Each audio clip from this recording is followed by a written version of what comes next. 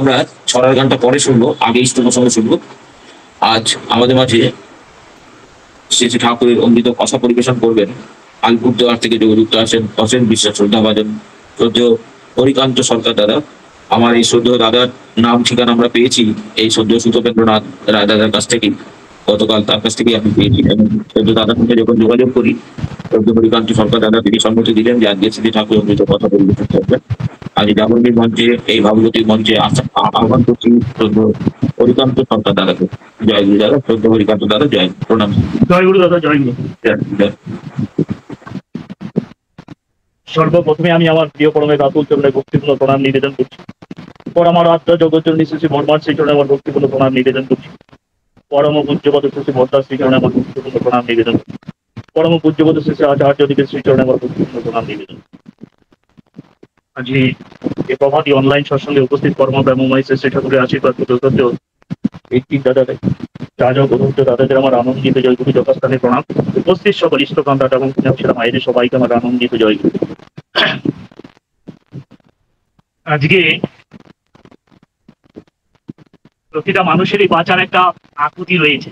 সব মানুষই বাঁচতে চায়, সব মানুষই বাঁচতে চায়। এই যে বাঁচার আকুতি, পরম ব্রহ্মময় শ্রী ঠাকুর এই বাঁচা মারার কথাই বলছেন যে বাঁচা মারার মর্ম যাহা ধর্ম বলে জানিস না, ধর্মে জীবন বাঁচে মারে সম্প্রদায়টা ধর্ম হয়নি। বাঁচতে নরের যা যা লাগে তাই দিয়ে জানিস ধর্ম জাগে। তাহলে ধর্মটা কমপ্লিট একটা মানুষের ব্যক্তি জীবনের আকুতির উপর নির্ভর করছে। যা যা করলে পরে সত্তাকে অক্ষুণ্ণ রাখা যায়, তাই হচ্ছে ধর্ম। ধর্ম কোনো সংস্কার নয়, ধর্মটা আজকে বিজ্ঞান। যে বিজ্ঞানের উপরে আজকে গোটা বিশ্ব দুনিয়া দাঁড়িয়ে আছে, সেটা মানুষ তার ব্যক্তি জীবন দিয়ে, আচরণ দিয়ে সেটা ফিল করতে পারে, অনুভব করতে পারে। কারণ ভগবান ঈশ্বরের কথা আমরা যুগ যুগ ধরে শুনে এসেছি। ভগবান কেউ দেখিনি, ঈশ্বর কেউ দেখিনি। তবে ঠাকুর এখানে একটা কথা বলছেন শাশ্বতী গ্রন্থে, যে ভগবান সবার কাছেই সমান, প্রত্যেকের আপন বৈশিষ্ট্যে। তাহলে বৈশিষ্ট্য মাফিক কিন্তু মানুষগুলো পার্থক্য রয়েছে পৃথিবীতে। ঠাকুর বলছেন যে ভগবান সবার কাছেই সমান, প্রত্যেকের আপন বৈশিষ্ট্য, প্রত্যেকের বৈশিষ্ট্য মাফিকই কিন্তু ভগবান তার কাছে সেইভাবেই দৃষ্ট। তিনি দয়ালু প্রতি প্রত্যেকের জন্যই। তিনি দয়ালু, গোটা বিশ্ব দুনিয়াতে তিনাকে বলছে পরম দয়াল। তিনি দয়া করে যাচ্ছেন, তারপরে কারণে অকারণে তিনি দয়া করছেন। তিনি দয়ালু প্রতি প্রত্যেকের পক্ষে। সেটাও আবার ঠাকুর বলছেন যে তার দিকে যত এগোবে তার দয়াকে তুমি ততই পাবে, ততটুকুই পাবে। তাহলে তিনার দিকে আমি যত এগোবো, এগিয়ে যাব, তার দয়াটাকেও ঠিক আমি ততটুকুই অ্যাচিভ করব এবং ততটুকুই পাবো। আবার তিনি বলছেন যে প্রবৃত্তি প্ররোচনায় দূরে গেলে দূরেই রবেন তিনি আমার থেকে। আজকে প্রবৃত্তি অভিভূত জীবনযাপন আমি করছি। এই প্রবৃত্তি অভিভূত জীবন যাপনের মধ্য দিয়ে সত্তাকে ভুলে গেলে, ভুলে গিয়ে পরম পিতাকে ভুলে আছি, তখনও ঠাকুর আমাকে বলছেন এই বাণীর মধ্য দিয়ে প্রবৃত্তি প্ররোচনায় দূরে গেলে দূরেই রবেন তিনি তোমার থেকে বা তোমার কাছে। তার বিধির রাস্তায় যদি, তার বিধির রাস্তায় এগিয়ে চলো, তার আলোকে আলোকিত করো, পাও আর উপভোগ করো, তাকে তোমার সত্তায়। তাহলে বিধির রাস্তায় এগিয়ে চলতে হবে, তার বিধির বিধান আমাকে মেনে চলতে হবে। এই বিধির বিধান মেনে চলার মধ্য দিয়ে ঠাকুর বলছেন যে আমার জীবন আলোকিত হবে, আমার জীবনের অন্ধকার দূরীভূত হয়ে আমার জীবনটাকে আলোকিত করবো। তাহলে গোটা বিশ্ব দুনিয়াতে কোনো একটা মানুষের মানে চেহারাগত দিকে সাদৃশ্য নেই, আকার বৈশিষ্ট্য চরিত্রগত দিক থেকে সাদৃশ্য নেই। তাই ঠাকুর বলছেন যে ভগবান সবার কাছে সমান, প্রতি প্রত্যেকের বৈশিষ্ট্য মাফিক। তিনি দয়ালু প্রতি প্রত্যেকের কাছে। তার দিকে আমরা যতটুকু এগিয়ে যাব, তার দয়া আমরা ঠিক ততটুকুই করতে পারবো। আজকে তিনি সদা সর্বদা দুহাত উজাড় করে দিয়ে বসে আছেন, আমি তার দয়া নিতে পারছি না, কারণ প্রবৃত্তি অভিভূত জীবন যাপন করছি বলে। কাম ক্রোধ লোভ মোহ মদ মাশ্চর্যের মধ্যে আমার জীবনটাকে আজকে একটা সার্কেলের মধ্যে রেখে দিয়েছি, তাহলে এখনো অবস্থার মধ্যে তার দয়াকে যদি ফিল করতে হয়, তার দয়া যদি আমার বাস্তব জীবনে যদি পেতে হয়, তাহলে তিনি বলছেন যে বিধির বিধান মেনে চলতে হবে, তার বিধির রাস্তায় এগিয়ে চলতে হবে। তাহলে আমার জীবন আলোকিত হতে হবে, অন্ধকার দূরীভূত হবে, সত্তা জাগরিত হবে, সত্তা সচিত আনন্দময় সচিত এবং আনন্দে ভরপুর হতে হবে। তখনই বুঝতে পারবে যে এই জীবনে আনন্দ, এই জীবনের মূল্যবোধ, এই জীবন দিয়ে অনেক কিছু করা যায়। ঠাকুর অনেক কিছু করা থেকে চেয়েছেন। তাহলে আজকে ঠাকুর বলছেন যে বিশেষ করে এই যে গোটা বিশ্ব দুনিয়াটা চলছে, তার মূলত বিষয়বস্তু হচ্ছে যে আদর্শ দীক্ষা, আদর্শ শিক্ষা। তারপরেই ঠাকুর বলছেন খুব গুরুত্বপূর্ণ কথা, আদর্শ বিবাহ। আজকে বিজ্ঞান প্রচন্ড গতিতে চলছে, রাজনীতি প্রচন্ড গতিতে চলছে, সমাজ বেশি সমস্ত কিছু প্রচন্ড গতিতে চলছে, কিন্তু এই গতিটাকে কি করে ধরে রাখা যাবে? এই ধারণ পালন সম্বেগ ব্যক্তিত্ব আজকে মানুষের মধ্যে যদি না থাকে, তাহলে গতি থমকে যাবে কোনো একটা জায়গায় গিয়ে, গতি কোনো একটা জায়গায় গিয়ে থমকে যাবে। যার জন্য ঠাকুর বলছেন যে আদর্শ দীক্ষা দরকার। দীক্ষা পৃথিবীতে অনেক হচ্ছে, আদর্শ দীক্ষার কথা ঠাকুর বলছেন। এই আদর্শ দীক্ষার মধ্য দিয়ে একটা মানুষ তাকে ধরে রাখতে পারবে। আদর্শ শিক্ষার মধ্য দিয়ে মানুষ একটা চেতনা, একটা ব্যবহারিক শিক্ষা, একটা অনুভূতি, একটা বাস্তবিক কর্ম প্রেরণাময় মানুষ তৈরি হতে পারবে। আর আদর্শ বিবাহের মধ্য দিয়ে আজকে একটা সুস্থ মানুষ, একটা সমাধানকারী মানুষ আজকে পরিবার, সমাজ, রাজ্য, রাষ্ট্রের কল্যাণের জন্য ধারক বাহক পেয়ে তার বার্তাকে, তার বিধানকে ক্যারি আউট করে নিয়ে যেতে পারে। তার জন্য ঠাকুর বলছেন আদর্শ বিবাহের কথা। এই যে সব দীক্ষার কথা ঠাকুর বলছেন, দীক্ষা প্রচুর পরিমাণে হয়েছে পৃথিবীর মধ্যে। আবার ঠাকুরের সেই চরম সমস্যার যুগে পরম সমাধান দিয়ে ঠাকুর বলছেন সব দীক্ষা তুই এক্ষুনি নেই, ইষ্টে তার এক সম্প্রীতি মরণ তরণী নাম জোটে কাটে অকাল জম্প্রীতি।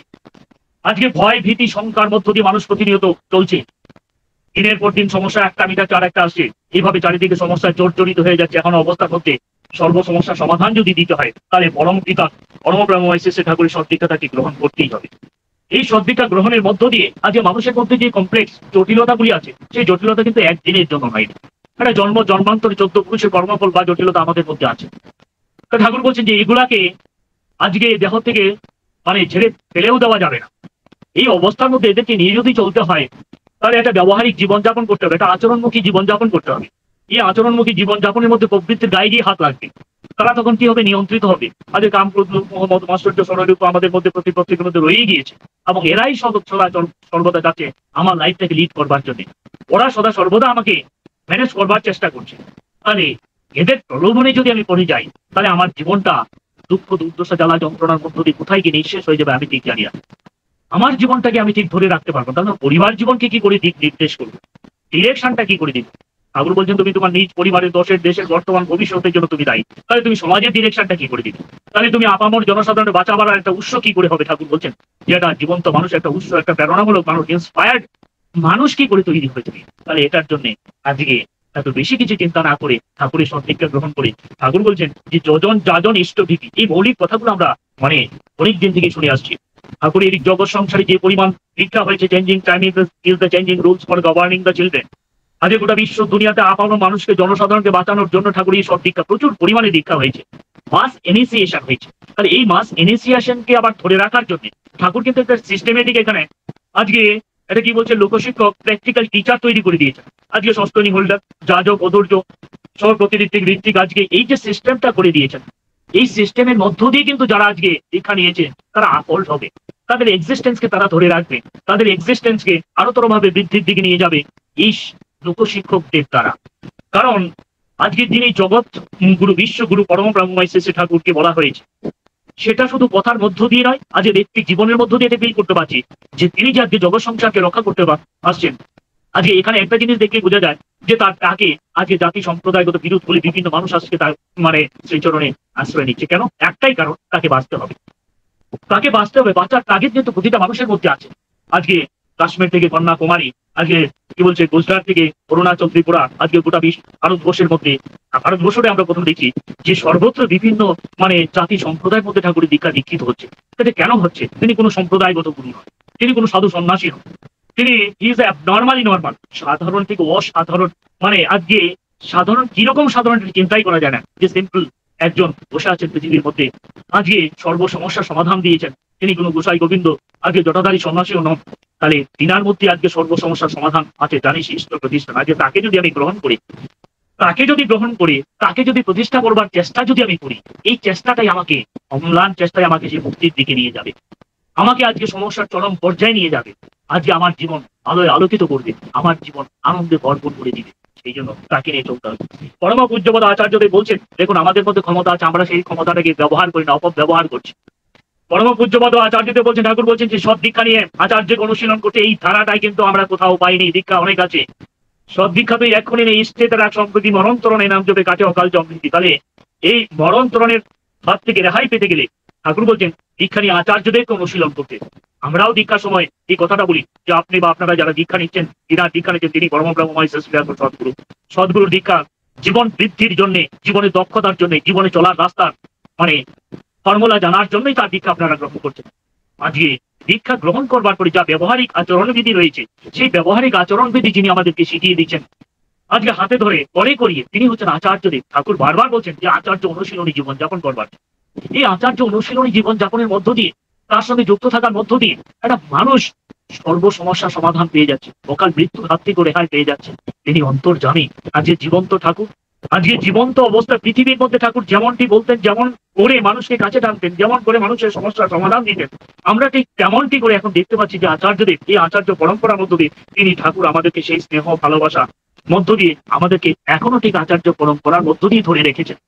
এই আচার্য সঙ্গে মধ্য দিয়ে আজকে আমরা জীবনের মানে কত সমস্যা আছে মানুষের জীবনে, সর্ব সমস্যার সমাধান আমরা তিনার কাছে গেলে পেতে পারি। চুক্তিমের তিনার কাছে দাঁড়িয়ে থাকলেও সবকিছু আজকে ব্যক্তি জীবন দিয়ে অনুভব করে যে তার কাছে কিছু নিবেদন করবারও দরকার হয়। আজকে তিনি বলছেন যে কথাটা, সেটা মানে ভেরি প্র্যাকটিক্যাল মানে ওয়ার্ডস। এই কথাগুলো আমরা শুনেছি, যজন যাজন ইষ্টবিধি। ঠাকুর আচার্যদেব বলছেন যে মানুষের মধ্যে 4 ধরনের ক্ষমতা আছে। আজকে এই আচার্য সঙ্গের মধ্যে এনার মানে কাছে দাঁড়িয়ে থেকে এই কথাটা শুনেছি আমি, যে মানুষের মধ্যে 4 ধরনের ক্ষমতা। এই 4 ধরনের ক্ষমতাটা কিন্তু একটা মানুষকে বাঁচার জন্য, এটা পরিবারকে রক্ষা করবার জন্য, সমাজকে রক্ষা করবার জন্য এটা খুবই গুরুত্বপূর্ণ ব্যাপার। মানুষ এর মধ্যে বুদ্ধির ক্ষমতা আছে, আচরণের ক্ষমতা আছে, প্রভাব ক্ষমতা আছে, সংগ্রাম ক্ষমতা আছে। আচার্যদেব বলছেন এই বুদ্ধির ক্ষমতাটা কিরকম ক্ষমতা, ঠাকুর বলছেন যে আজকে প্রতিনিয়ত মানুষের মধ্যে brain cell, more than 1000 brain cell is going to be dead from morning to evening. যে সকাল থেকে সন্ধ্যা পর্যন্ত আজকে 1000-এর বেশি ব্রেন সেল প্রতি প্রত্যেকটা মানুষের মারা যাচ্ছে এক দিনে। ঠাকুর বলছেন এই বিজ্ঞান 1989 সালে ভারতের মানে মেডিকেল সায়েন্স এবং আমেরিকান মেডিকেল সায়েন্স সেটাই স্বীকৃতি দিয়েছে। ঠাকুর যা বলছেন সেটাই ঠিক। এই যে ব্রেন সেলগুলি মারা যাচ্ছে, আচার্যদেব বলছেন যে বুদ্ধির ক্ষমতা, বুদ্ধির বিকাশ হতে পারে। আজকে ঠাকুর যে নাম দিয়েছেন, সেই নামের মধ্যে নামের অপরিসীম শক্তি নেই, men love can conquer the world. তাহলে আজকে আমার আপামর জনসাধারণকে দাঁড়িয়ে দাঁড়িয়ে তাদেরকে গিয়ে বলুন অন্তত 5 মিনিট নাম করবার জন্য। আপনারা সবাই জানেন এই যে নাম করবার মধ্য দিয়ে ব্রেন সেলটা অ্যাক্টিভ হবে, আজকে গোটা বিশ্ব দুনিয়াকে জয় করা যাবে। মানুষের মধ্যে আগ্রহ জেগে দেবে নামের মধ্য দিয়ে, চেতনা জেগে দেবে, সত্তা বিকশিত হবে, অনুরঞ্জিত হবে, মানুষ সত্তায় আনন্দে ভরপুর হয়ে যাবে, সচ্চিত এবং আনন্দে। আজকে মানুষ একটা ব্যক্তি জীবনে বুঝতে পারবে যে তিনিই সমস্ত কিছু। এই মানে নামের মধ্য দিয়ে মানুষ যখন প্রেরণা প্রবুদ্ধ হবে, তাহলে মানুষের মধ্যে আনন্দ থাকবে। তারপর ঠাকুর বলছেন, আচার্য বলছি না, মানুষের মধ্যে আচরণ ক্ষমতা আছে, সেই ক্ষমতা ঠাকুর দিয়ে পৃথিবীতে পাঠিয়েছেন যে মানুষ এগুলি করতে পারে। করবার জন্য যা যা কিছু লাগে সমস্ত গুণাবলী ঠাকুর বলছেন যে বৈশিষ্ট্য মাফিক, তো বৈশিষ্ট্য সবার মধ্যে আছে। এই জীবনকে আজকে আচরণমুখী করবার জন্য মানুষ ঠাকুরের মানে যে বলাগুলি আছে, যে যজন যাজন ইষ্টবিধি পালন করতে হবে, ঠাকুর এগুলো দীক্ষার মধ্যে বলেছেন, তখন মানুষের আচরণ ক্ষমতা বেড়ে যায়। আজকে প্রতিনিয়ত যজন করবার মতো কি নাম ধ্যান করছি, দুবেলা প্রার্থনা করছি, আমরা গ্রন্থাদি পাঠ করছি। আজকে মানে কি বলছে ঠাকুরের দীক্ষিত বড় বড় ব্যক্তিত্ব সম্পূর্ণ যারা আছে তাদের সঙ্গ করছি, আজকে আচার্যদেবের সঙ্গ করছি। তার মধ্য দিয়ে একটা মানুষের মধ্যে আজকে কি বলছে যজন ক্ষমতা বেড়ে যাচ্ছে, পাওয়ারটা বেড়ে যাচ্ছে। মানুষ তখন কি করবে, তার পরিবারের মধ্যে সর্বপ্রথম সেই যাজন ক্রিয়া চালাবে, পরিবার পরিজনকে আজকে সেদিকে ইষ্টের দিকে ধাবিত করবে। এই প্রভাবটা তখন তার পরিবারের মধ্যেই পড়ে যাবে। এখন ঘর ছেড়ে বাড়ি ছেড়ে যখন সমাজের মধ্যে বেরোবে এই যজন মানে সম্পূর্ণ মানুষটা, তখন সেই মানুষটা আরেকটা বাড়িতে গিয়ে যাজনের প্রেরণা দিয়ে প্রবুদ্ধ করবে, তার প্রভাবটা সেই বাড়িটার মধ্যেও পড়বে। সেখানে গেলে পরে তার ভাবে ভাবান্বিত হয়ে সেই বাড়িটার মধ্যে একটা ভাব জাগরিত হবে। ঠাকুর বলছি সেই প্রভাবটা তোমার মধ্যে জাগাতে হবে। জাগানোর এমনি কোনো থিওরিটিক্যাল কোনো রাস্তা নেই। আজকে করার মধ্য দিয়ে যে নাম ধ্যান উষায় নিশায় মন্ত্র সাধন করতে বলছে ঠাকুর, চলা ফেরার মধ্য দিয়েও আজকে মন্ত্র মানে জপ করতে বলছে, এর মধ্য দিয়ে সদা সর্বদা ঠাকুর আমার মধ্যে লিডিং অবস্থায় থাকবেন। ঠাকুর যখন লিডিং অবস্থায় থাকবেন, এই লিডিং অবস্থার মধ্য দিয়ে একটা মানুষকেই কিন্তু আরেকটা মানুষ চায়, আরেকটা পরিবার চায়, তখন সেই মানুষ, সেই পরিবারগুলি তখন মানে আগ্রহ সহকারে অপেক্ষা করে থাকবে সেই মানুষটার কাছ থেকে দুটা কথা ঠাকুরের কথা শুনবার জন্য। তাহলে এই আচরণ ক্ষমতাটা মানুষের খুব দরকার। আচরণের মধ্য দিয়ে মানুষের মধ্যে প্রভাব ক্ষমতা আসবে, পারিপার্শ্বিকের মধ্যে তখন সেই ভাবগুলা জাগরিত হয়ে যাবে, তার মধ্য দিয়ে পারিপার্শ্বিক তখন বাঁচা বাড়া প্রেরণা খুঁজে পাবে, তারাও তখন আগ্রহে সম্পূর্ণ হবে, না আমাকেও ঠাকুরকে নিয়ে চলতে হবে, আমাকেও বাঁচতে হবে, আমাকে প্রিয় পরমের সঙ্গ করতে হবে, তাকে নিয়ে সদা সর্বদা আমাকে চলতে হবে, এবং ঠাকুরকে নিয়ে চলতে গেলেই কিন্তু আচার্যদেরকে নিয়েই চলতে হবে, কারণ আচার্যদের ছাড়া আমি ঠাকুরকে ফিল করতে পারবো। আচার্যদেব বলছেন যে সংগ্রাম ক্ষমতা। আজকে দেখুন সংসারটাকে আমরা যে সংসার করছি, এই সংসার কিন্তু একটা সংগ্রাম, এখানে মায়ায় মোহে আবদ্ধ হয়ে আছে, আর কিছুই কিন্তু নাই এর মধ্যে, আর কিছুই কিন্তু নাই। একজনের সঙ্গে আমার সম্পর্ক, তিনি হচ্ছেন আমার প্রিয় পরম, তিনি হচ্ছেন আমার ঠাকুর। আজকে সংসার বলেন, সমাজ বলেন, যা যা যে অবস্থার মধ্যে আমি আছি, সবটাই কিন্তু মায়ার মোহে জানের মধ্যে আমি আবদ্ধ হয়ে আছি। এখানে শুধু চাওয়া পাওয়া, সকাল থেকে সন্ধ্যা পর্যন্ত একজনের সঙ্গে আমার চাওয়া পাওয়া নেই, যিনি হচ্ছেন আমার প্রিয় পরম, তিনি আমার কাছে কিছুই চান না, তিনি আমার কাছে একটা জিনিস চান, তিনি সেটা যেন আমি যেন তাকে ভালোবাসি। আর এই ভালোবাসার মধ্য দিয়ে কিন্তু love and liking is the way to be concentrating.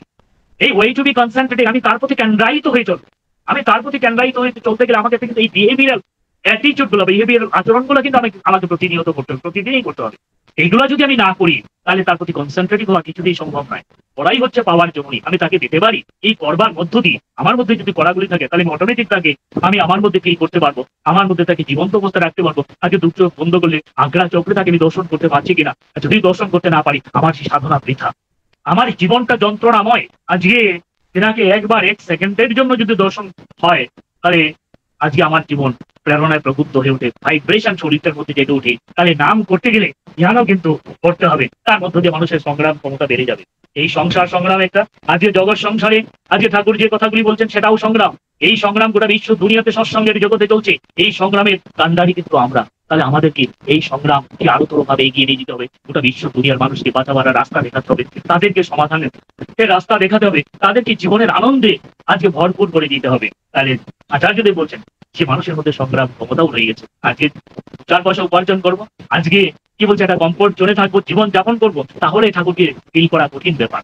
এই কমফোর্ট জোন থেকে বেরিয়ে এসে এইবার গোটা বিশ্ব দুনিয়াতে যা অবস্থা, এই অবস্থার মধ্যে আজকে আপামর মানুষকে জাগানোর কথা বলছেন, আপামর মানুষকে ঠাকুরের বাঁচা বাড়ার দিকে এগিয়ে যেতে বলছেন। সেখানে ঠাকুর বলছেন, একটা বাড়ি শাশ্বতী গ্রন্থে আছে যে তোমার বাঁচতে হবে পরিস্থিতি থেকে নিয়ে। আমি যে বেঁচে আছি সেই বাঁচাটা কিন্তু পরিস্থিতি থেকে নিয়ে বাঁচতে হবে আমাকে, ঠাকুর বলছেন, কারণ পরিবেশ পরিস্থিতিতে তার নিয়ন্ত্রণে রয়েছে। আমাকে বাঁচতে হবে পারিপার্শ্বিক থেকে নিয়ে, আমাকে বাঁচতে হবে মানুষের কাছ থেকে নিয়ে। তাহলে ঠাকুর বলছেন যে জীবনকে অক্ষুণ্ণ রেখে, আবার এই যে বাঁচা বাড়াটা আমাকে যে বাঁচতে বলছেন এখানে, আমার জীবনটাকে কিন্তু অক্ষুণ্ণ রাখতে হবে, আমার জীবনটা কিন্তু চলন্ত অবস্থায় রাখতে হবে, তাছাড়া তো আমি বাঁচতেই পারবো না।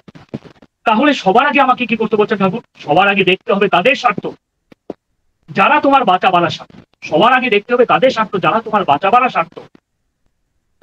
তাহলে এই যে পারিপার্শ্বিক রয়েছে, আজকে তাদের মানে স্বার্থটা ঠাকুর আমাকে দেখতে বলছেন। ফাঁকিতে যদি না পড়তে হয় আমাকে, ফাঁকিতে যদি না পড়তে হয় আমাকে, তাহলে কি করতে হবে? এই পারিপার্শ্বিকের বাঁচা বাড়ার স্বার্থ দেখতে হবে। এটাই বর্তমান আচার্যদের পরম পূজ্যপদ শেষে আচার্যদের পূজ্যপদ শেষে অবিন্দ দাদা এই কথাটাই আজকে 2 বছর যাবত চালাচ্ছেন টিভি1। তাহলে সেই সমস্ত মানুষের কাছে যেতে হবে, তাদের কাছ থেকে নিয়ে আমাকে বাঁচতে হবে, পরিবেশ থেকে নিয়ে বাঁচতে হবে, পরিস্থিতি থেকে নিয়ে বাঁচতে হবে। তাহলে পরিবেশ পরিস্থিতি মানুষ এই যে পারিপার্শ্বিক, তাদের একটা সুস্থ সুন্দর অবস্থায় কিন্তু আমাকে রাখতে হবে, অথবা আমার জীবনও কিন্তু নিঃশেষ হয়ে যেতে পারে।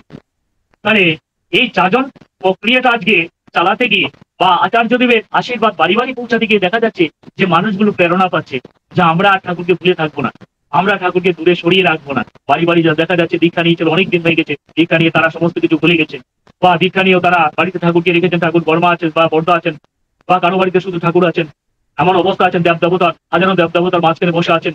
এই যে পরিস্থিতি পরিবেশ, আজকে আমরা বুঝতে পারছি না যে জীবন চলনায় এই সময়ের মধ্যে আজকে চলতে গেলে কিভাবে চলা দরকার। আজকে ঠাকুর কাউকে বাদ দিতে বলেন নাই, সবাইকে নিয়ে চলতে বলছেন।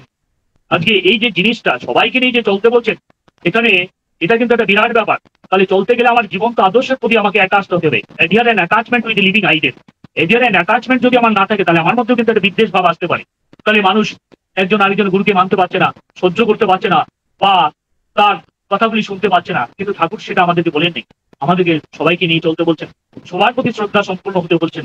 তাহলে এই যে সমাধান ঠাকুর দিয়েছেন, সমাধানটা কিন্তু প্রতিটা মানুষের জীবনে দরকার। আর এই সমাধানকে ক্যারি আউট করতে গেলে আমি আবার আমার ব্যক্তি জীবন দিয়ে ফিল করছি যে এক্সটার্নাল অ্যাক্টিভিটি যদি আমার মধ্যে না থাকে, তাহলে কিন্তু আমার মধ্যে কোনো ওয়ার্ক হচ্ছে না। আজকে সৎসঙ্গের জগতে কোনো ওয়ার্ক আমি কিন্তু করছি না। এক্সটার্নাল অ্যাক্টিভিটি অফ বডি, আমার এই শরীরটা দিয়ে যে আমি যে কর্মকাণ্ড করছি, সেই কর্মকাণ্ড করতে গেলে কিন্তু ডিরেকশন দরকার। সেই direction that is given by the মানে আচার্যদেব।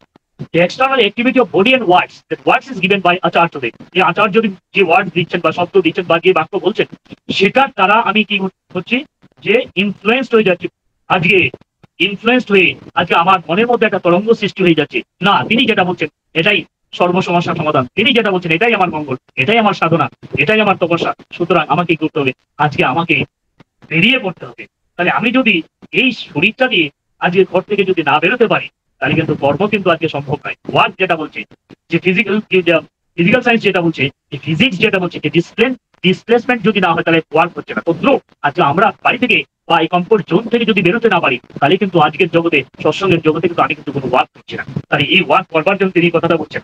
আবার দেখেন ওয়ার্ক অনেক রকমের, হয়তো দু রকমের ওয়ার্কের কথা ঠাকুর বলছেন, যে যত করবি ততই নিবৃত্তি নেই। তাহলে করাটা কিরকম করা? আবার ঠাকুর বলছেন এখানে যে করা সৎ কর্ম করা আছে, অসৎ কর্ম করা আছে, দুই দিকে তুই নিবৃত্তি পাবে। ঠাকুর কি সুন্দর করে বলছেন যে যত করবি ততই নিবৃত্তি নেই, ততই নিবৃত্তি। সৎ কর্ম সৎ দিকে আমাকে নিয়ে যাবে, অসৎ কর্ম অসৎ দিকে নিয়ে যাবে। দুদিকেই আমি নিবৃত্তি পেতে পারি। একদিকে জড়ত্বের দিকে নিবৃত্তি পাবো, আরেক দিকে পরম ব্রহ্মে নিবৃত্তি পেয়ে যাবো। তাহলে ঠাকুর কোনো কিছু আজকে বাকি রাখেন নাই, সমস্ত কিছু আজকে পরিষ্কার করে তুলে ধরেছেন। আজকে দেখুন এই যে সংসার আমরা করছি, এই সংসার নিয়ে ব্যস্ত হয়ে আছি। ঠাকুর বলছেন পুণ্যপুঁথিতে এক জায়গায় বলা আছে, বলছে সারাদিন খাটবি, সন্ধ্যাবেলা ঠাকুরের কাছে এসে জ্বালা যন্ত্রণা ভাসিয়ে দিয়ে নাম করবি, কীর্তন করবি। তোদের এই নাম এবং কীর্তনের ভালোবাসার মধ্য দিয়ে গোটা বিশ্ব দুনিয়াকে আজকে ছেয়ে ফেলবি, গোটা বিশ্ব দুনিয়াটার মধ্যে একটা ভাব জাগিয়ে দিবি। ঠাকুর বলছেন সকলকে ভালোবাসবি, আমি সব দেবো। ঠাকুর পুণ্যপুত্রী এই কথা বলছেন যে আমরা শুধু পাওয়ার চেষ্টা করছি, সমস্ত ঠাকুর তো সব বলেই দিয়েছেন, তার কাছে কি যাবো আমি? তিনি বলছেন যে তোরা সব পাবি, তোদের যত জ্বালা যন্ত্রণা আছে, যত পাপ আছে, যত তাপ আছে, সমস্ত আমার মাথায় চাপিয়ে দে, চাপিয়ে দে। জীবনে হাসিটা আজকে ভুলে গেছিস, জ্বালা যন্ত্রণাময় অবস্থার মধ্য দিয়ে সর্বদা মুখটাকে কালো মেঘের মতো করে রেখেছিস। হাস, কীর্তন কর, তোদের আমি আছি, অভয় বাণী দিয়েছেন ঠাকুর এই পুণ্যপুঁথির মধ্য দিয়ে। তোদের আমি আছি, আজকে কত বলিষ্ঠ কথা আমরা প্রিয় পরমের কাছ থেকে পেয়েছি। আজকে প্রতিটা মুহূর্তে যে কোনো অবস্থায় যে কথা আচার্যদেব বলছেন, সংগ্রাম ক্ষমতা, মারাত্মক কথা, যে সংগ্রাম ক্ষমতা, আমাদের সংগ্রাম করবার মতো ক্ষমতা আমাদের মধ্যে আছে। আমাদের পিছনে বলছে যে আমি তোদের পিছনে আছি, তাহলে তিনি আমাদেরকে এগিয়ে দেবার জন্য প্রেরণা শুধু দেন নাই, সমস্ত কিছু বলে দিয়েছেন। আজকে তার শ্রীহস্ত লিখিত গ্রন্থ সপ্তানুসরণ আমরা পাঠ করি।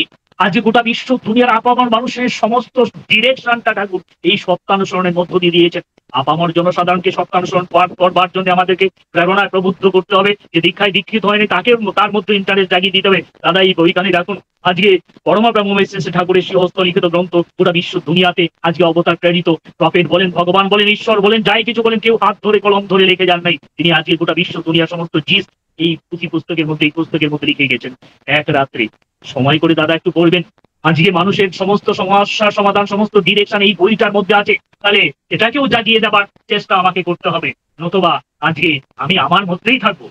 তাহলে ঠাকুর যে অভয় বাণী দিয়েছেন, ভয় কি সংসারে? ঠাকুর বলছেন দেখ সংসার কি, এই যে আমরা বলছি সংসার, যার বাড়িতেই যাই তারাই বলছে দাদা সময় নেই। মারা বলছেন যে সময় নেই, একটু সময় পাচ্ছে না বেরোনোর জন্য। আজকে এই যে সংসার বলছেন করে মানুষ শেষ হয়ে যাচ্ছে। ঠাকুর বলছেন সংসার কি রে? সংসার কার? সংসার তোর, তুই কে রে? ঠাকুর বলছেন তোর আবার সংসার? সচিতানন্দময় ব্রহ্ম, সচিতানন্দ ব্রহ্ম পরম পুরুষ, তোর আবার সংসার, তোর আবার স্বর্গ। তুই যা ইচ্ছা করবি তাই পাবি, তুই যা ইচ্ছা করবি তাই হবে। সকলের আত্মায় আমি বিদ্যমান, আমি সকলের আত্মা, আমি পরম ব্রহ্ম। আমার সকল ইচ্ছা তোদের ভিতর ঢুকিয়ে দিয়েছি। এবার একটু তোদের ইচ্ছাকে জাগ্রত করা চাই। একটু পথে আমাকে, আমি তোদের মধ্যে ঢুকে তোদের সমস্ত বৃত্তি প্রবৃত্তি চূর্ণ বিচূর্ণ করে দিব। আজকে তোরা সিংহের শাবক, একটা করে ধরবি আর চিবিয়ে খাবি, উদরস্থ করবি, সমস্ত কিছু লয় হয়ে যাবে। ঠাকুর আজকে পুণ্যপুঁথিতে এই যে বলছেন, এই ভোলাটার মধ্যে গোটা বিশ্ব দুনিয়ার সমাধান রয়ে গেছে। সংসার করে সারাটা জীবনে কাটিয়ে দিব। দীক্ষা নিয়ে ঠাকুরকে ধরেছি, ঠাকুর সম্পর্কে কোনো অনুভূতি আমার মধ্যে জাগাবো না। ঠাকুর ধরে আমার জীবনে কি হলো? ঠাকুর যে আজকে প্রিয় পরম সর্ব সমস্যা সমাধান দিয়েছেন, এটা মানুষের মধ্যে যে ভাব যদি জাগাতে না পারি, এই জীবনটা ব্যর্থতায় পর্যবসিত হয়ে যাবে। আজকে যাকে আমি গ্রহণ করেছি তিনি অন্তর্যামী, চালক অন্তর্যামী। এটা যদি আমার মনে বিশ্বাস হয় তাহলে কোনো কিছু আমি গোপন রাখতে পারবো না। যদি গোপন করি তাহলে অন্তরে অন্তরে তা বৃদ্ধি পাবে, আমার মধ্যে আজকে সেই অবক্ষয় ঢুকে যাবে, তাহলে তার কাছে কোনো গোপন করা যাবে না। আমি আমার পরিবার পরিজনের কাছেও কিছু গোপন করতে পারি। আজকে সকাল থেকে সন্ধ্যা পর্যন্ত আমার জীবনে যা যা কিছু ঘটছে সেটা প্রকাশ করবার যদি কিছু থাকে, নিবেদন করবার যদি কিছু থাকে, আজকে মন খুলে যদি বলার কিছু থাকে, তাহলে আমি একজনের কাছেই বলতে পারি, সেটা আমার প্রিয় পরম আমার ঠাকুরের কাছেই বলতে পারি। ঠাকুর আজকে এই হয়ে গেছে। জ্ঞাতসারে অজ্ঞাতসারে কিভাবে হয়েছে আমি ঠিক জানি না। ঠাকুর কাতর কণ্ঠে আমি তোমার কাছে স্বীকার করছি, ঠাকুর আজকে সমস্ত কিছু শুনে, সমস্ত কিছুই আজকে গোটা বিশ্ব দুনিয়ার মানে সমস্ত কিছু দেখতে পাচ্ছেন। আমরা বলছি ঠাকুর এই কথাটা ঠিক। আমি আমার ব্যক্তির জীবনে আমি বুঝি না কিছু, তাহলে এটা বুঝি আমি ঠাকুর আজকে প্রত্যেকে আমার মধ্যে জীবন্ত অবস্থা, প্রত্যেকের মধ্যে জীবন্ত অবস্থায় আছে।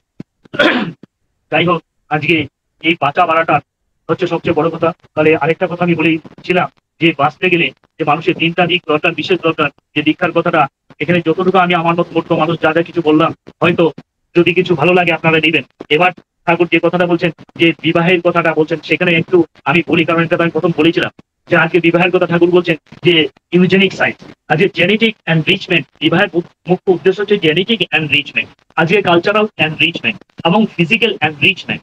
এই যে এনরিচমেন্ট বা বৃদ্ধির কথা ঠাকুর বলছেন, সেটাই কিন্তু বিবাহের মুখ্য উদ্দেশ্য। বিবাহের মুখ্য উদ্দেশ্য যদি এই তিনটা ফ্যাক্টর হয়ে থাকে, তাহলে অনুলুম বিবাহকে আজকে উৎসাহিত করতে হবে। কেন উৎসাহিত করতে হবে? তার মধ্য দিয়ে আজকে জগৎ সংসারে আদর্শ সন্তান পৃথিবীর মধ্যে আসবে। আমি দীক্ষা নিয়ে নেই, তখন একটা কথা বলছি যে রাত্রে 2টা বাজে আমি ঠাকুরের থানা বই পড়ছি। আমি শিলিগুড়িতে থাকতাম একটা বাড়িতে, সেই বাড়ির লোকগুলো দীক্ষিত এবং যথেষ্ট ইষ্টপ্রাণ। একদিন আমি বলছি যে আপনাদের ঠাকুরের একটা বই দিবেন, আমি মানে কিছুটা পড়ি। তাহলে মূর্খ মানুষ যা বলে আর কি, কিছুটা পড়ে ঠাকুরকে বুঝবো। তাহলে আমার মতো মূর্খ এটাই বলেছিল তখন সেদিন। তা আমি কিছুটা পড়ে দেখবো। একদিন বলছি বই পৃষ্ঠা উল্টাতে প্রজনন সম্পর্কে ঠাকুর বলছেন যে ইচ্ছা করলে পৃথিবীতে দেবতুল্য সন্তান আনা যায়, ইচ্ছা করলে পৃথিবীতে দেবতুল্য সন্তান আনা যায়। রাত 2টা আমি বইটা খুলে বসে আছি, আমার ব্রেনটার মধ্যে একটা মানে রিপার্কেশন শুরু হয়ে গেল যে ঠাকুর শেষে অনুকূল চন্দ্র কি ইচ্ছা করলে পৃথিবীতে দেবতুল্য সন্তান আনা যায়। তাহলে পৃথিবীর মধ্যে এই যে কাটাকাটি, হানাহানি, মারামারি চলছে, আজকে স্বার্থ নিয়ে আজকে যে অবস্থা চলছে, তাহলে এই অবস্থাটা কেন হচ্ছে? তাহলে পৃথিবীতে দেবতুল্য সন্তান, ঠাকুর যে কথাটা বলছেন সেটা যদি আসতো, সামঞ্জস্য সন্তান যদি পৃথিবীতে আসে, সমাধানকারী সন্তান যদি পৃথিবীতে আসে, তাহলে কি হবে? পৃথিবীর একটা সামঞ্জস্য অবস্থা মানে বজায় থাকবে। আজকে মানুষ বাঁচা বাড়া সমাধান খুঁজে পাবে তাদের মধ্য দিয়ে। তাহলে কি বলছে যে বংশ পরম্পরায় আজকে মানুষ আরতর ভাবে এই সমাধানের দিকে এগিয়ে যাবে, যে generation after generation good soul will come. তাহলে গুড সোল পৃথিবীর মধ্যে আসবে। গুড সোল পৃথিবীর মধ্যে আসতে গেলে আজকে দাম্পত্য জীবনটার দিকে ঠাকুর আবার গুরুত্ব দিয়ে, যে প্রথম বিবাহ, অনুরোম বিবাহ, তারপর দাম্পত্য জীবনের কথা বলছেন, যে সঠিক মানে বিবাহ যদি হয়, তাহলে এই সঠিক বিবাহের মধ্য দিয়ে আজকে সুসন্তান পৃথিবীতে আসবে। তাহলে স্বামী এবং স্ত্রী দুটা কিন্তু ফ্যাক্টর, এই দুটা ফ্যাক্টর কিন্তু সমান হয়। আজকে আমরা জাগতিক ভাবে বলছি আমিও সমান, তুমিও সমান, তোমারও শিক্ষা আমারও শিক্ষা একই পর্যায়ে আছে, এটা কিছুতেই সম্ভব নয়। এটা কিছুতেই সম্ভব। দুটা বিপরীতমুখী মানুষ, দুটা বিপরীত সত্তা সম্পন্ন মানুষ, তাহলে উভয়ের মধ্যে প্রকৃতিগত দিককে সামঞ্জস্য চাই। প্রকৃতিগত সামঞ্জস্যের জন্য আজকে কিন্তু বিবাহের সময় পুরুষ, বংশ, বিদ্যা, চরিত্র, যোগ্যতা, নিষ্ঠা, আচরণ, বয়স ইত্যাদি দিকগুলি ঠাকুর পর্যবেক্ষণ করতে বলছেন, দেখতে বলছেন। ইত্যাদি দিক দিয়ে নারী থেকে পুরুষ যদি উন্নত হয়, তাহলে সেই নারী তখন তার জীবন দিয়ে এটাই সাধনা করবে যে সেই পুরুষ আমার জীবনে বাঞ্ছনীয় বা তিনি আমার জীবনে গ্রহণযোগ্য। আজকে মেয়ের মধ্যে পুরুষকে বরণ করার নেশা থাকা চাই, এমনতর শ্রদ্ধা থাকা চাই, যাতে সে মনে করে তাকে পেলে তার জীবন ধন্য হয়ে উঠবে, তাকে পেলে তার জীবন আনন্দময় হয়ে উঠবে। এই জীবনের মধ্য দিয়ে কিন্তু আজকে আদর্শগত সন্তান পৃথিবীর মধ্যে আসবে। যে কথাটা আমি বলছি, জেনারেশন আফটার জেনারেশন মানুষ পাওয়া যাবে। যাই হোক, আজকে সময় বোধ শেষ হতে চলছে দাদা। হ্যালো, আর 2 মিনিট বলুন। আচ্ছা, এবার জাস্ট আরেকটা পয়েন্ট বলছি, যে কথাটা আমি বলছিলাম যে শিক্ষার কথা, আদর্শ শিক্ষার কথা। যে এই জিনিসটা নিয়ে আমি এটা দেখেছি যে শিক্ষা কোনো বিশ্ববিদ্যালয়, স্কুল, অফিস, আদালতে শিক্ষা হয় না। শিক্ষাটা আজকে যুগ যুগ ধরে আচার্য পরম্পরার মধ্যেই ছিল। এই আচার্য পরম্পরার মধ্য দিয়ে কিন্তু আজকে এখনো কিন্তু শিক্ষাকে ঠাকুর চালিয়ে যেতে বলছেন, যে দীক্ষা নিয়ে শিক্ষা ধরিস, আচার্যকে করে ছাড়। আজকে আমি দীক্ষা নিয়ে আমি একটা স্কুলে আছি, একটা স্কুল করেছি, স্কুলটা ক্লাস 10 পর্যন্ত চলছে এখন, সিবিএসসি বোর্ডের সিলেবাসে। তাহলে এখানে বিভিন্ন মানে জায়গা থেকে ছাত্রছাত্রীরা অ্যাডমিশন নেয়, এবং এখানে মানে কি বলছে হোস্টেলের কিছু স্টুডেন্টরা থাকে। তো ওরা কি করছে, যারা আজকে 5 থেকে অনূর্ধ্ব যারা আছে, তারা দীক্ষা নিয়েছে, দীক্ষা নিয়ে ঠাকুরের মেডিটেশন করে, নাম ধ্যান করে, বিকালবেলা প্রার্থনায় ছোট থেকে বড়রা সবগুলোই প্রার্থনায় বসে হোস্টেলে। সকালবেলা যেগুলো দীক্ষা নিয়েছে তারা এসে প্রার্থনা অনেক সময় ধরতে পারে না, কিন্তু মেডিটেশনটা করে ইষ্টবৃত্তি প্রতি মাসে আমার মাধ্যমে তারা প্রেরণ করে। এবার কনফারেন্সে এসে আমি একটা চিন্তা ভাবনা করলাম যে এই যে স্কুল করা হলো, স্কুল গোটা বিশ্ব দুনিয়াতে অনেক আছে, আজকে বাংলা মিডিয়াম, ইংরেজি মিডিয়াম, হিন্দি মিডিয়াম অনেক আছে। আজকে মানুষ চাচ্ছে যে আমার বাচ্চাটা দুটা ইংরেজি কথা বলুক, দুটা ইংরেজি কথা বললেই বোধ আমার বাচ্চাটা জগৎ সংসার করতে চাকরি পেয়ে যাবে বা মানুষ হয়ে যাবে, বিরাট কিছু। এই যে চিন্তা ভাবনাটা খুবই মানে নিচু চিন্তা ভাবনা। আপনার ছেলেটা বা আপনার সন্তানটা যদি মানুষ হওয়ার মতো শিক্ষা যদি না পায়, তাহলে দুটোটা ইংরেজি দিয়ে কিছুই হবে না। চরিত্র যদি না হয়, তাহলে এই চরিত্র গঠন করতে গেলে সদা সর্বদা আমি দেখেছি যে কি মানে বেগতিক প্রকৃতি মানে স্টুডেন্ট। এই যে প্রকৃতি আমি নিবৃত্তে চিন্তা ভাবনা করি, এই যে অবস্থাটা, এটা কোথেকে এসছে? মা বাবার কাছ থেকে এসছে। আজকে সদা সর্বদা তাদেরকে এই পরিবেশের মধ্যে রেখেও তাও দেখা যাচ্ছে তারা কি পরিমাণে উচ্ছৃঙ্খল। এই বাচ্চাগুলি 4 বছরের বাচ্চারা এখানে থাকে, বিকাল সন্ধ্যা প্রার্থনা যখন হয়, সন্ধ্যা প্রার্থনা এসে সবাই কিন্তু এখানে প্রার্থনায় বসে প্রার্থনা করে, প্রার্থনাটা মুখস্থ হয়ে যায়। এবার আমি যে কথাটা বলছি যে এই কনফারেন্স থেকে এসে ভাবলাম যে না, এদেরকে শুধু সন্ধ্যা প্রার্থনা করলে হবে না, সকালবেলা প্রার্থনায় বসাতে হবে। আমি বলে দিলাম এটা যে কাল থেকে তোমাদেরকে সকালবেলা প্রার্থনায় বসতে, বড়রা যারা আছো তারা দায়িত্ব নিয়ে একজন সবাইকে ডেকে এনে প্রার্থনায় বসবে, আর প্রার্থনাটা করতে হবে সবাইকে। তো যথারীতি দেখলাম এই জিনিসটা শুরু করবার পরে, এই যে গত কনফারেন্সে পর থেকে এখন তারা ধীরে কিন্তু ছোট থেকে বড় সব এসে প্রার্থনায় বসে। তারা আজকে তাদের মধ্যে একটা বোধ জেগেছে, সৎসঙ্গ হয়ে স্টুডেন্ট সৎসঙ্গ, তারা বলছে যে ঠাকুরকে আমাদেরকে গ্রহণ করে এটা বুঝতে পারছি যে ঠাকুর যে কথা বলছেন যে ইষ্টভীতি করতে বলছেন। তাদের ভাঙা ভাঙা কথার মধ্যে দিয়ে এটা মানে আমি বুঝতে পারলাম যেটা তারা বলছেন যে ইষ্টভীতিটা আমাদেরকে করতেই হবে। কারণ আমাকে যদি সেফ জোনে রাখতে হয়, আমাকে যদি রক্ষা পেতে হয়, আমাকে যদি ভালো থাকতে হয়, তাহলে ঠাকুর যে কথাটা বলছেন এটা আমাকে করতেই হবে। তাহলে এই যে একটা স্টুডেন্টের মুখ থেকে যে কথাটা আমি শুনেছি, এটা শুনে আমার একটা বিরাট স্যাটিসফ্যাকশন যে আজকে তারা এই কথাটাও বলছে যে এখানে স্যার আমাদেরকে এগুলো করাচ্ছেন, এই যে পরিবেশটা, এটা কিন্তু আমরা বাড়িতে গিয়ে এই পরিবেশটা পাই না। আজকে এই পরিবেশে থেকে আজকে আমরা সুশৃঙ্খল হতে পেরে মানে চেষ্টা করছি, আজকে আমরা ভালো হতে চেষ্টা করছি ঠাকুর ধরে, আজকে আমরা ঠাকুরকে নিয়ে চলছি, আজকে আমরা প্রার্থনা করছি, আজকে একটা আনন্দের মধ্যে আমরা আছি। কিন্তু বাড়িতে গিয়ে আমরা সেই জিনিসটা বা সেই পরিবেশটা পাই না। তাহলে গার্জেনরাও এসে বলে যে অনেক সময় একটা কথা বলে, যেটা কথাটা মানে শাসনের কথা বলে, যে স্যার আপনি একবার আমাদের বাড়িতে আসবেন, আমার বাচ্চাটা কোনো কথাবার্তা শোনে না, স্যার আপনি একটু শাসন করবেন। আমি বলছি শাসন করবার কিছু নাই। যাই হোক, আমার সময় শেষ হয়ে গেছে। আমি শিক্ষার দিকটা বাস্তব প্র্যাকটিক্যাল আমার জীবন দিয়ে যেটা ফিল করলাম সেটাই বললাম, যে শিক্ষা শুধু পুঁথিগত শিক্ষা নয়, আজকে ব্যবহারিক শিক্ষা ঠাকুর যা দিয়েছেন সেটাও আজকে পৌঁছে দিতে হবে। যাই হোক, আমার সময় শেষ। আমি সবার সর্ববিধ মঙ্গল প্রভুর আতুল চরণে প্রার্থনা করে আমার আলোচনা আমি এখানে সমাপ্ত করছি। জয় গুরু দাদা।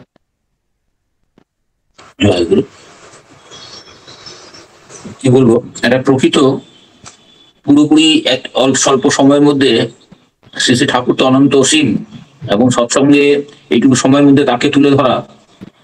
আজকে সূর্য দাদা সেই ধর্ম আদর্শ থেকে শুরু করে আমরা কোন ধর্মকে প্রতিপালন করব, দয়াল ঠাকুরকে প্রশ্ন করা হয়েছিল আমরা কোন ধর্ম প্রতিপালন করব, আজকে সে কথা সমাধান আমরা এখানে পেলাম। আমরা কোন আদর্শকে নিয়ে চলবো, কোন জীবন নিয়ে থাকবো, কোন জীবন নিয়ে আমরা সকলের কাছে গ্রহণযোগ্য হব। আজকে সত্যি আমরা কোন সম্পদে আমরা বিত্তবান হতে চাই, আমরা প্রত্যেকে আমরা যে মন্ত্র পেয়েছি, আমাদের প্রকৃত কি আমাদের মনকে ত্রাণ করেছে, আমাদের অন্তরের যে সম্পদের শক্তিশালী কি আমরা হয়ে উঠতে পেরেছি। এইবার আমাদের এই আলোচনার পরে নিজেকে আত্মসমীক্ষা করা দরকার, যে আমরা একজনের কাছে গেলে কেউ কাউকে আমাদের যে রাগ, দেশ, দ্বিধা, দ্বন্দ্ব ইত্যাদি নেই, সেটা কি বোঝাতে পারবো, আমরা লোককে কি বোঝাতে পারবো? তাহলে আমরা প্রত্যেকের যোগ্যতা আছে।